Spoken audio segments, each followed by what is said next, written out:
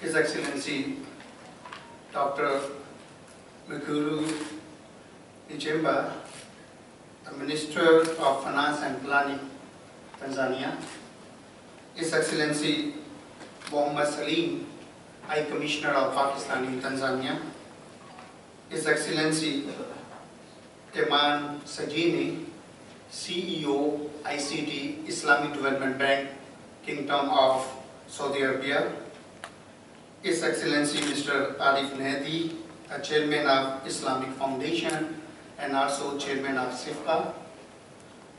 And Excellency ALHUDA, the Chairman of the Board, CRDB Bank, Tanzania. On behalf of ALHUDA Center for Islamic Banking and CIBE, I would like to welcome all the Excellency in this 7th African Islamic Finance Summit. The purpose, and I also would like to welcome all the participants who are presenting here and all the participants who joined us today through Zoom, through Facebook, and through YouTube. Due to this difficult time of pandemic COVID-19, most of our honorable guests from Uganda, Zambia, and many other African countries, they are unable to join us physically, but Alhamdulillah, right now they are with us through different electronic channels, including Zoom. I also would like to welcome to the head of the mission from Central Bank of Ghana, who is representing the Governor of Central Bank of Ghana, and other personalities from different African countries. Let me brief you the purpose of this forum. This is 7th African Islamic Finance Forum, which we are continuously organizing in Dar es Salaam in Tanzania since 2015.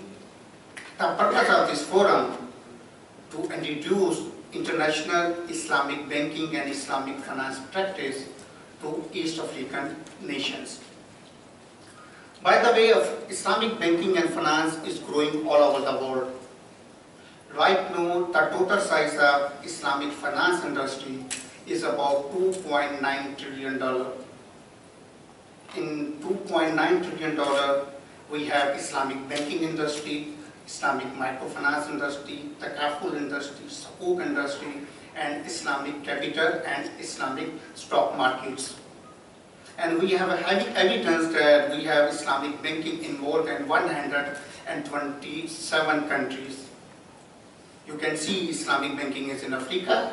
If we segregate Africa, in East Africa, you can see in Tanzania, you have a full-fledged Islamic bank, you have a window operation, you have some Islamic microfinance operation, and by having the Excellency, the Minister of Finance, I am very much optimistic you will have the takaful industry in this country as well, which will definitely bring foreign direct investment in the country and which will bring our other innovative products like sukuk and Islamic financial technology.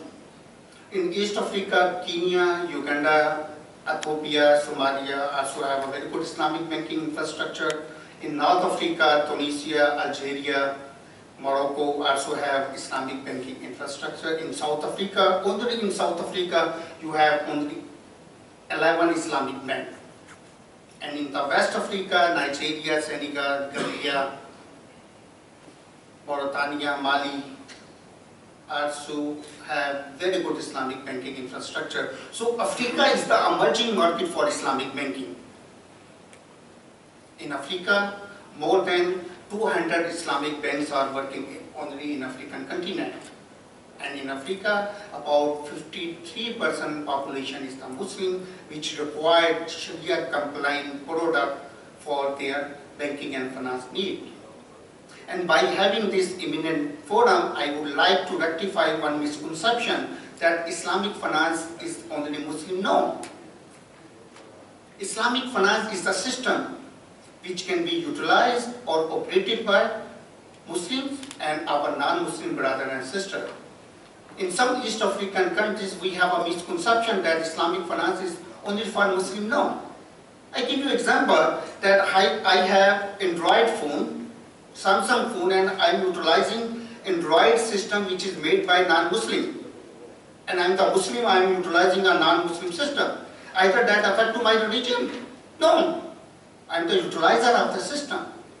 Similarly, if any non-Muslim brother and sister may utilize Islamic banking system, they are the utilizer of the system. Yes, for Muslim, that is a very good system for banking and finance according to their religious belief. But for non-Muslim brother and sister, that is a very good system for banking and finance. So this is the big misconception in East African communities, which I need to be rectified. Otherwise, if you see, for example, in South Africa, the Muslim population is the less than 2%, but they have 11 Islamic banks. And their 73% client of Islamic banks are non-Muslim because they are introducing Islamic finance for all. And in America, only in America, there are about 70 Islamic financial institutions who is working only in US. So Islamic finance is for all, not only with a limited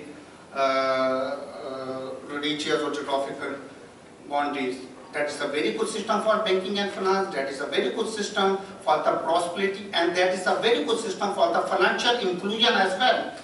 According to the World Bank report, about 40% poverty reside into the Muslim world, and one of the major reasons of the poverty in the Muslim world is that in Muslim community they do not have a such Sharia compliant product which are according to their religious belief, and they remain excluded from the financial access. And this is the one of the major reasons of the poverty in the world. Therefore, when United Nations launched Sustainable Development Goal, they included Islamic finance in United Nations Charter that poverty do not have any religion, but we can rectify the poverty with some religious interventions. And now United Nations, World Bank, IMF, African Development Bank, European Bank of Reconstruction and Development, and all multilateral organizations, they are promoting and pushing the Islamic finance, not for the religious purpose, but for the financial inclusion and the social development. We have seen international financial crisis in 2007, that is called subprime crisis, and we learned a lesson that financing without backing of asset is always risky. And after that international financial crisis, there are different studies which have been conducted by World Bank and United Nations, and they came to this point that in Islamic finance, they have a sustainable system because most of the Islamic financial products are asset-based products. And definitely Islamic finance is a very good for the emerging countries, emerging economies like Tanzania. There is a very beautiful product over there like Islamic banking, Islamic microfinance for poverty alleviation, the CAFOOD and the Sukuk. Sukuk is the instrument which is being utilized for the raising of the bulk funding for different infrastructural projects. And about more than 50 nations all over the world, the governments of those nations issue the Sukuk for different mega projects of the government, including South Africa, including UK, including Nigeria, including Burkina Faso, including Pakistan, Malaysia, U.A.E, Qatar, Bahrain, Saudi Arabia, Turkey, Germany, and many other countries, apart from the Muslim and non-Muslim countries. So I am very much optimistic that by having the leadership like His Excellency Minister of Finance, they will think about that how to utilize international Islamic financial instrument for the prosperity of Tanzania. I am very much optimistic that by having a very good Islamic banking product, it will be a value add in the existing financial instrument of the country. Live long Tanzania. Thank you very much.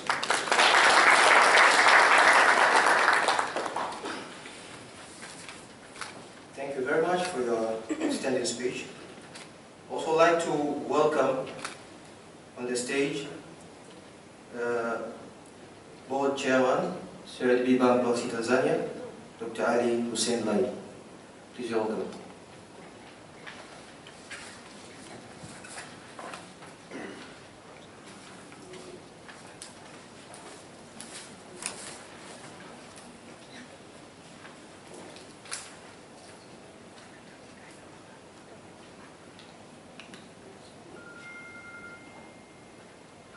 Your Excellency, Dr. Magulu Lamek Mchemba, Minister for Finance and Planning, United Republic of Tanzania, High Commissioner for Pakistan, Chief Executive Officer of ICT, Nabi Islamic Foundation. Good morning to everyone. Good morning. Assalamu alaikum. Assalamu alaikum wa rahmatullahi wa barakatuh. Let me take this opportunity to welcome this 7th African Islamic Finance Summit, which I think is introducing this Islamic banking in Tanzania. But I wish to thank the organizers of this Islamic Finance Summit, because now we are getting, it's introducing the Islamic finance in Tanzania as well as in East Africa. From this last speaker, he said that the Islamic banking is represented in 127 countries. So if it is represented in 127 countries, and most of them are in Africa, it means that this is a huge opportunity for the finance sector, for the financing of the activities of the economies in Tanzania.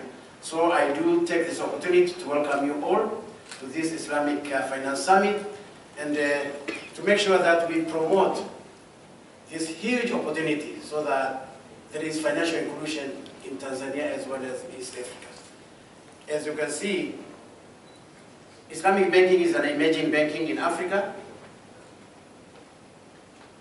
And I'm happy that Islamic banking, there is a misconception that Islamic banking is for Muslims. It's not. It has been clearly said that Islamic banking is for everyone. It's because we are using the system of Islamic banking. So it should include each and everyone.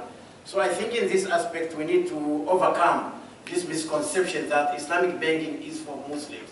I think we need to promote that so that everyone uses this facility, so that we have Islamic inclusion in our country, so that those people who are not being reached by this Islamic banking because of their belief, we can promote that and to make sure that everyone understands that and uses that Islamic finance as introduced by the 7th African Islamic Finance Summit.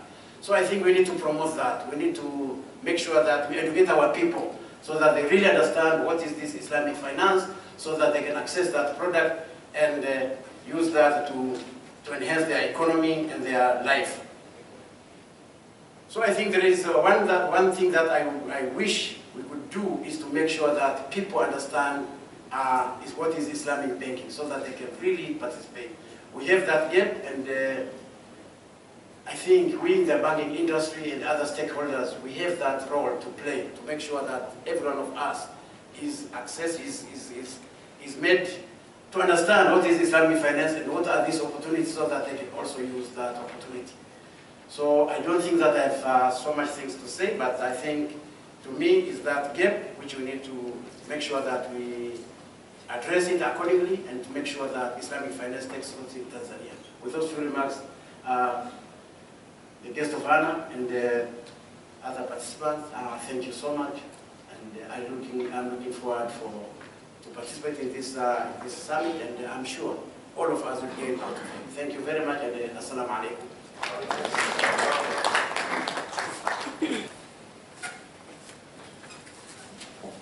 Thank you very much, Mr. Arif Nahdi, for your outstanding speech. It is well spoken indeed. And actually, I would like to welcome, by the way, he's not present here, but you'll see his video, inshallah, we'll watch his video. Chief Executive Officer, Islamic Cooperation for Development of the Private Sector, Kingdom of Saudi Arabia, His Excellency Ayman Sejni.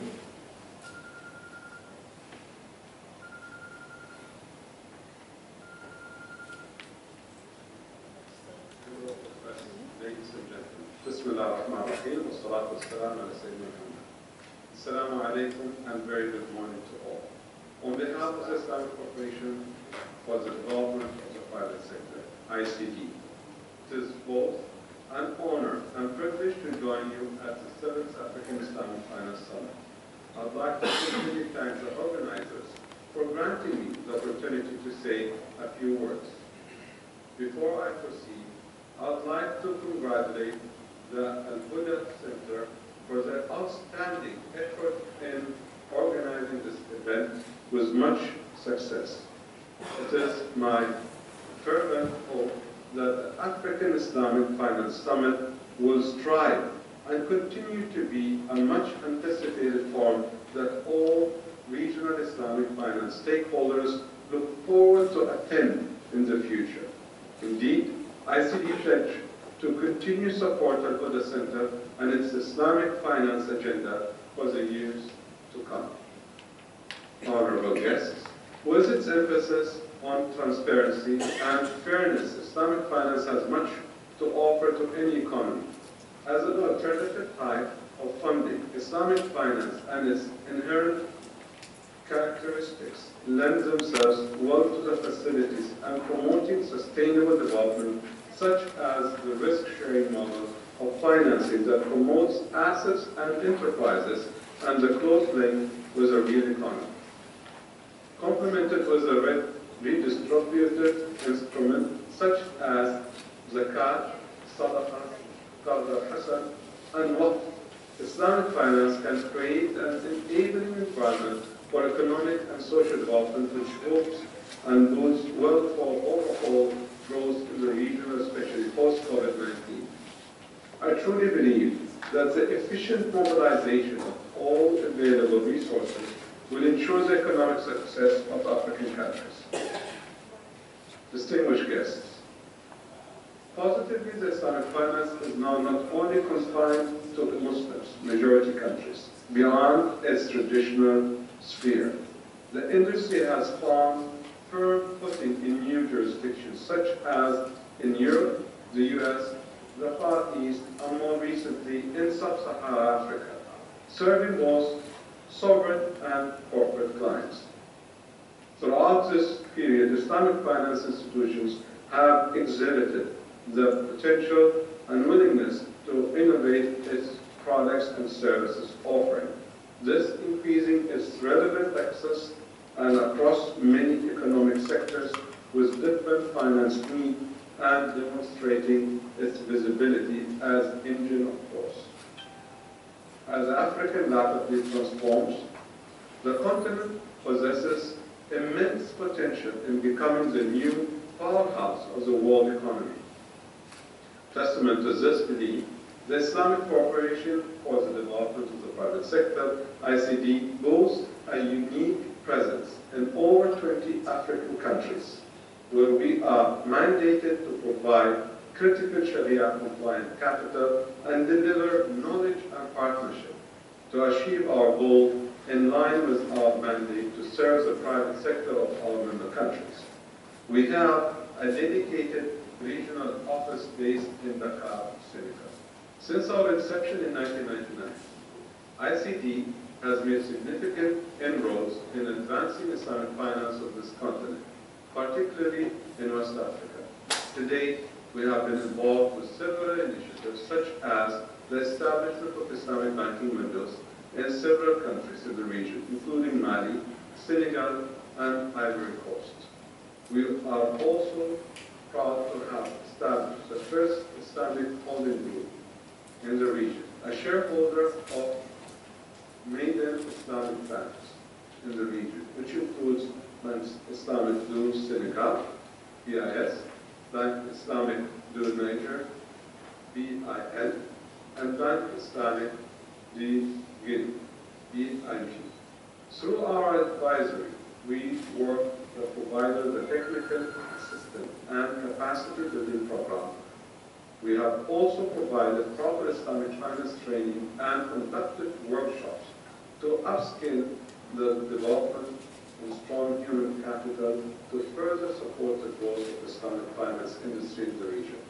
Sukuk as an alternative means to mobilize medium to long-term savings and investment form a huge investor base.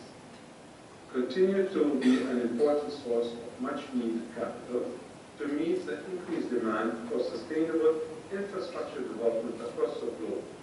In Africa context, ICD has played a role as lead arranger in the region's sovereign sukuk issuance for governments of Senegal, Cote d'Ivoire, and Togo, and Mali.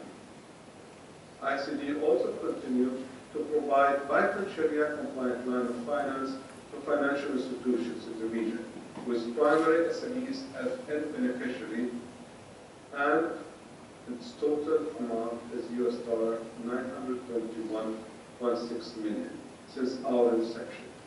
Taken as a whole, it is clear that through our portfolio of activity ranging from investments in Islamic banks and leasing companies, advisory, services on sovereign sukuk issuance, and capacity building program, as well as financing of infrastructure projects in key economic sectors, we at ICD aim to complement Islamic finance role as a facilitator of growth, with a focus on the private sector and other levers of growth.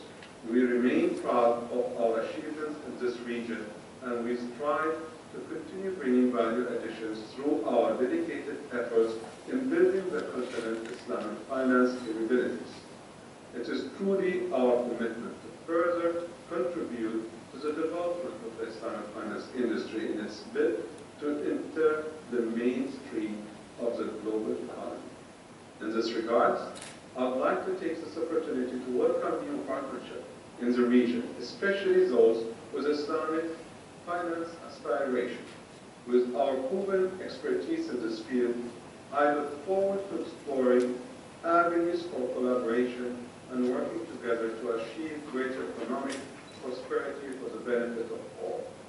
Ladies and gentlemen, in conclusion, as Islamic finance is one of the fastest growing segments of the global financial industry, it will continue to create value for the global economy by facilitating the growth of various economic sectors and the infrastructure needed to support business activities. In some countries, Islamic finance has become systematically important, and in many others, it is too big to be ignored. Therefore, the time is right for the African to capitalize on Islamic finance opportunities in order to not be left behind. I remain optimistic of all the goods that Islamic finance can bring to this region. However, setting aside the seriousness, several multi-dimensional challenges needed to be addressed by Africa regulators and the business community in order for Islamic finance to reach a new dimension.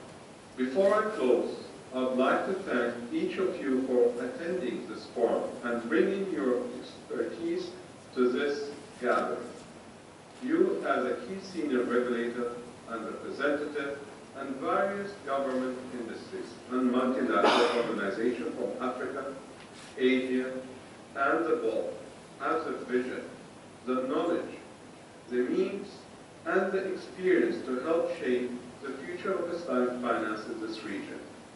Over the course of the day, I look forward to hearing your experience and viewpoint and learning about new ideas to ensure the successful takeoff of Islamic finance in Africa. Thank you once again.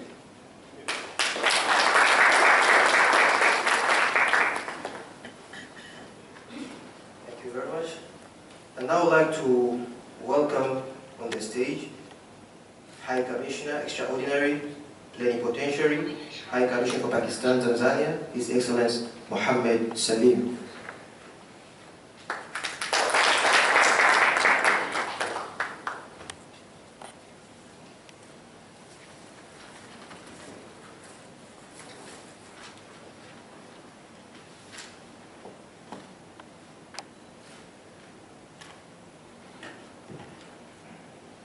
رب اشرح لي صدري ويسر لي امري واحلل عقدة من لساني يفقهوا قولي.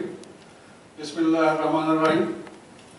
Honorable His Excellency Dr. Mangulu Lamek Nashemba, Finance and Planning Minister of the United Republic of Tanzania, and also representing His Excellency Dr. Hussein Ali Moini, President of Zanzibar and Chairman of the Revolutionary Council, Mr. Arif Mahdi, Chairman, the Islamic Foundation Chair, Center for Islamic Finance, Compliance and Advice, Tanzania.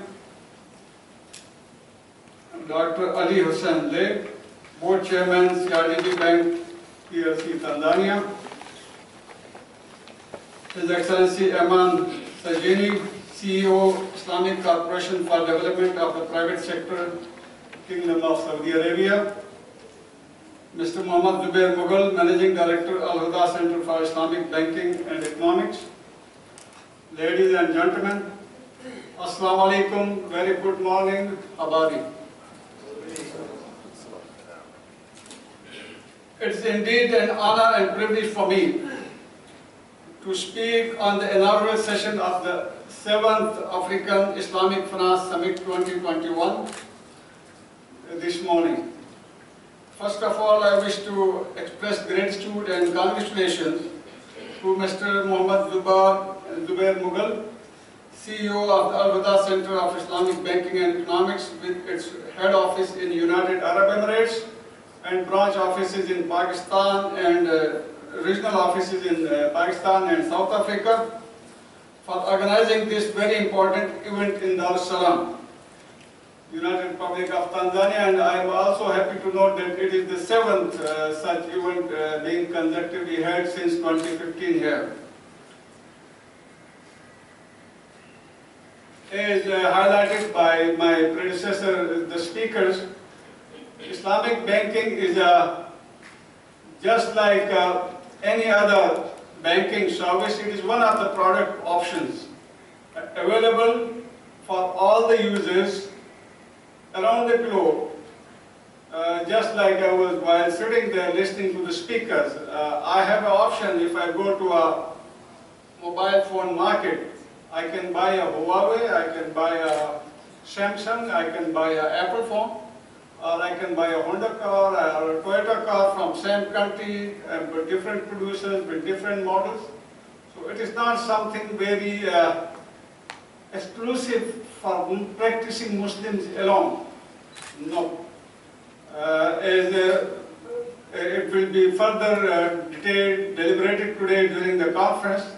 Islamic banking is one of the options for any business person, for any individual or a family or an economic system, or even the governments and semi-autonomous government organizations.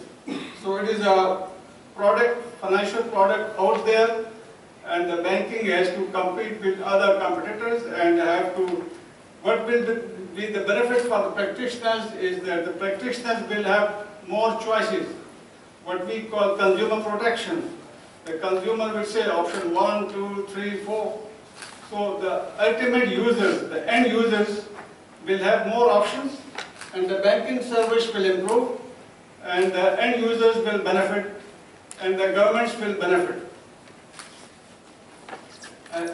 In this regard, I wish to congratulate ALHUDA Center for Islamic Banking and Economics for developing the internationally reputable organization. They are a consultancy firm basically, and most of their brain work and hard work is being done from Pakistan. So I am proud to appreciate them on behalf of the High Commission, my government, for the work they are doing in promoting Islamic finance, economics, scope, and covering the halal food and halal tourism industries around the globe, and also in Pakistan. The Islamic banking and finance sector in Pakistan has greatly benefited from the consultancy, from the financial tools and products developed by the ALHUDA Center for Islamic Banking and Economics in Pakistan. In addition, they have been offering consultancy services to various financial organizations, including to the World Bank and other multilateral and bilateral financial donor agencies, which have offered Islamic banking related projects and programs in Pakistan. So on behalf of the government, I can endorse the work they are doing for international donors in Pakistan, because some people may be sensitive about which banking service to utilize. So ALHUDA has done a wonderful work in helping international donors to realize and meet the sensitivities of the end users. So, okay, I want Islamic banking. So although the money is coming from a donor agency from abroad, but the end user wants to go for the Islamic banking product to be used to get their loan. So that is on behalf of the government, I can endorse that what the work they have done is being appreciated by the end users. It is for the end user to choose. Whether we have dozens of international banks, Pakistani banks, and Islamic banks, and it is for the end users to decide which service he or she wants to utilize. I am also happy to note that in addition to Pakistan, the services of ALHUDA Center for Islamic Banking and Economics has also been utilized by a number of international financial institutions and governments and banking sector services in many other countries, including Cameroon, Canada, Ethiopia, Gambia, Kenya, Saudi Arabia, Malaysia, South Africa, Turkey, Uganda, U.A.E, United Arab Emirates, United Kingdom, and USA, United States of America. I am sure that the day-long 7th Islamic Finance Summit 2021 today would be a very valuable contribution for developing the Islamic finance market in the United Republic of Tanzania. Lastly, I want to also acknowledge and inform the august guest here.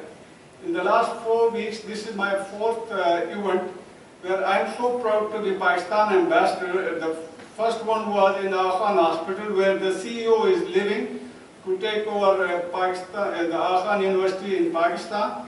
But his spouse is taking over the Khan Hospital Network administration in Tanzania. Similarly, I was in Tamake. Tamake is a small district of Dar es Salaam. Another community organization had opened a permanent charity eye hospital and clinic for residents in Dar es Salaam. There is again Pakistan community-based charity. Third, last week there was 2 consultants from Pakistan. They are called AN Associates, AAN. They are providing consultancy to United Nations, UNESCO, UNICEF, and UNDP here in Dar es Salaam for developing various projects, socio-economic development projects in Tanzania. And this is the 4th one. So I'm proud to inform the guests that Pakistan has been here with the mission in diplomatic embassy since 1967, and we have been continuously offering assistance to Tanzania in socio-economic development and in capacity building for armed forces, for government sector bureaucracy training, and also for banking, finance, travel, tourism, and capacity building for sectors like agriculture, industry, and various professional services. So, well done, Zubair Saab, and keep going. And we are proud of all Pakistanis who can connect Pakistan and Tanzania further in various fields, and finance is just one of them. Thank you very much. Thank you.